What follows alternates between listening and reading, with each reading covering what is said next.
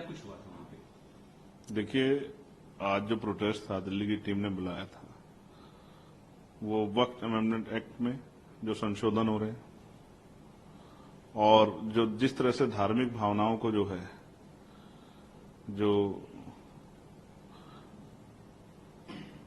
ईष्ट हैं धर्मों के, उनको के खिलाफ जिस तरह की टिप्पणियां की जा रही हैं, देश को अस्थिर करने का, माहौल खराब करने का काम जो किया जा रहा है, जिस तरह से चाहे हिमाचल हो या बहराइच में जो है एक तरफा कार्रवाई की जा रही है, टारगेट किया है, लोगों के घर जलाए गए, उनके मुआवजे का क्या होगा, मैं वहां जाना भी चाहता हूं, उसके लिए भी पार्टी जो है प्रिपरेशन कर रही है।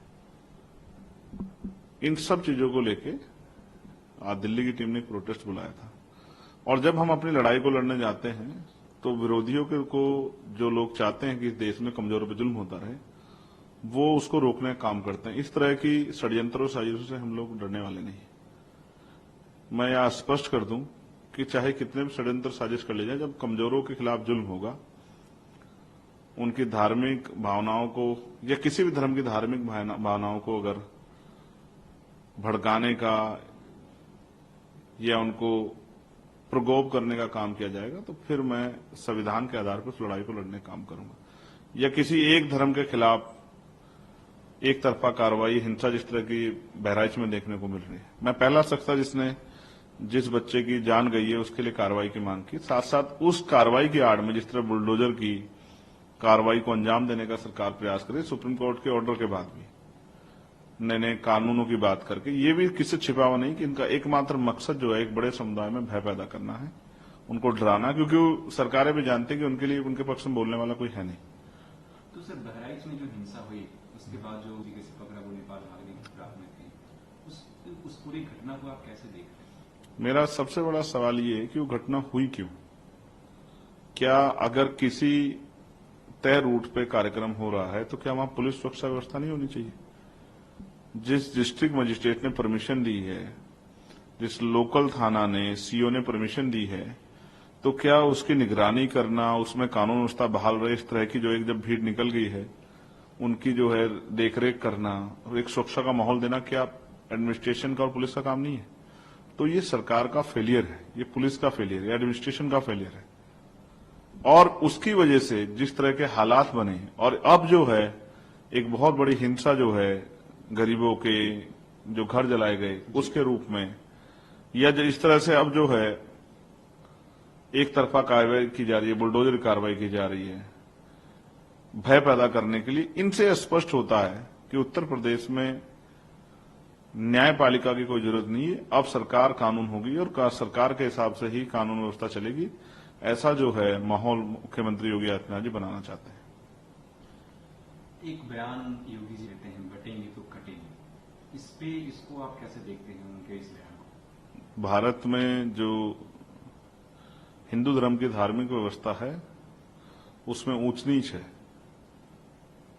जबकि मैं मानता हूं कि इंसानियत सबसे बड़ा धर्म है, लेकिन वहां दूसरी तरफ इसी ऊंच नीच की वजह से बाबा साहब अम्बेडकर ने 14 अक्टूबर 1956 को हिंदू धर्म को त्यागा और उन्होंने संकल्प किया था ये उला में कि मैं हिंदू धर्म में पैदा तो हुआ लेकिन हिंदू धर्म में मरूंगा नहीं, क्योंकि वो लंबे समय तक प्रयास करते रहे कि हिंदू धर्म में जो ऊंच नीच की भावना सनातन में उसको खत्म किया जाए, सब लोग मिलजुल के रहें और जाति के आधार पर किसी का अपमान ना हो, सभी को बराबर का सम्मान मिले, चाहे वो धार्मिक स्थलों पे हो, चाहे वो शिक्षा के क्षेत्र में हो, चाहे तरक्की के क्षेत्र में हो, या गांव देहात में किसी के साथ कास्ट बेस्ड डिस्क्रिमिनेशन ना हो। लेकिन बाबा साहब अम्बेडकर भी समझाते समझाते विफल हो गए।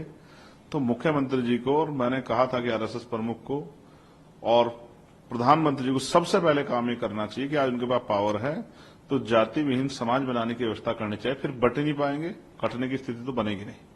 इस देश में बहुसंख्यक ग्रुप को ना कोई बांट सकता ना काट सकता। बांटा जिन लोगों ने वो व्यवस्था मैंने आपको बता दी जो ऊंच नीच की भावना पैदा करती है। तो अगर उस व्यवस्था को डायनामाइट लगा के उड़ा दिया जाए, वो व्यवस्था जो ऊंच नीच पर आधारित है, धार्मिक व्यवस्था, उसको खत्म कर दिया जाए, तो समानता आ जाएगी। और वो समानता लाने के लिए क्या भाजपा के लोग तैयार हैं? भाजपा के मुख्यमंत्री, प्रधानमंत्री तैयार हैं?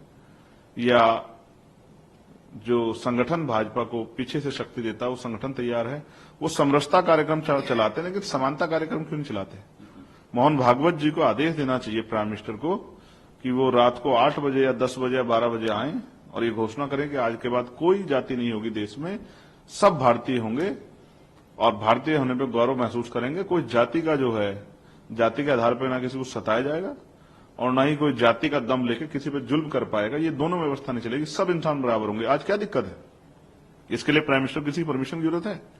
इसके लिए ना पाकिस्तान से परमिशन लेनी है, ना अफगानिस्तान से परमिशन लेनी है, ना इजराइल से परमिशन लेनी है, ना चाइना से परमिशन लेनी है, ना बांग्लादेश से परमिशन लेनी है। तो हमारे देश का मामला है और आप पावर में हैं। आप ऐसा तो नहीं पावर में नहीं है।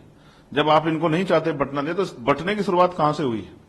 बंटने की शुरुआत उस धर्म के आधार पर जो व्यवस्था बनी उससे हुई है, जो छोटा बड़ा ऊंच नीच की भावना पैदा करती है। तो इस भावना को सबसे पहले खत्म करना पड़ेगा, तभी शायद मुख्यमंत्री ये बात कहें तो अच्छा लगेगा। सर, अंत में एक प्रश्न है, 9 सीटों पे, असेंबली सीटों पे उपचुनाव है यूपी में, कैसी तैयारियां हैं? पूरी स्टेट की टीम अपना अपना काम कर रही है और जहां तक उत्तर प्रदेश की मुझे जानकारी है, वहां प्रदेश की टीम ने शायद 9 सीटों पर अपने उम्मीदवार घोषित कर दिए हैं। इसी तरह से राजस्थान की टीम भी जल्द अपने फैसले लेगी और इसी तरह से बिहार की टीम भी शायद आजकल में अपने फैसले लेगी और झारखंड में भी जो आने वाला चुनाव है, आम चुनाव, उसके लिए भी पार्टी ने कमर कस ली है। जहां तक मेरा मानना है कि जहां जहां पार्टी का संगठन मजबूत है, पार्टी को के दावेदार जो हैं, पार्टी मीटिंग में तय हुआ कि वो मजबूती से उतरेंगे और चुनाव लड़ेंगे।